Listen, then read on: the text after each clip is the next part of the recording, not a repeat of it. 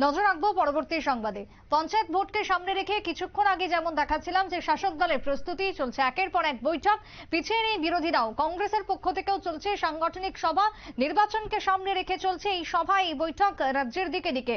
যেমনটা ছবি ধরা পড়েছে আজকে কাকরাবন থেকে ব্লক কংগ্রেসের প্রেসিডেন্ট নিত্যগোপাল সাহা কিশোরগঞ্জে তার বাসভবনে আজকে একটি সভার আয়োজন করেন, যেখানে উপস্থিত ছিলেন প্রদেশ কংগ্রেসের সভাপতি আশিস সাহা। এছাড়াও কংগ্রেসের অন্যান্য নেতৃত্ব কর্মীরা উপস্থিত ছিলেন। আজকের এই সভার মধ্য দিয়ে পঞ্চায়েত ভোটের যে লড়াই এবং এই পঞ্চায়েত ভোটকে সামনে রেখে কর্মীদের মনোবল চাঙ্গা করা, কিভাবে তারা আগামী দিনে ভোট মরশুমে কাজ করবেন, তার সবটাই নীতি নির্ধারণ বা রণকৌশল নির্ধারণ করা হয় আজকের এই বৈঠকের মধ্য দিয়ে।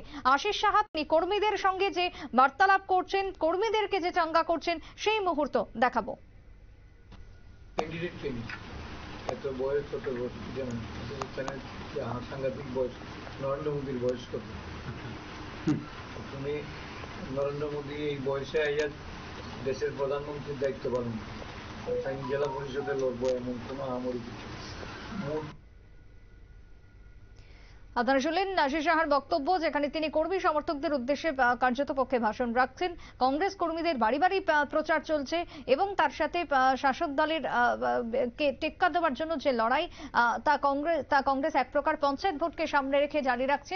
যে ছবি ধরা পড়ছে রাজ্যের পাহাড় থেকে সমতল সর্বত্রই। ছোট্ট বিরতির পর ফিরবো, সঙ্গে থাকুন।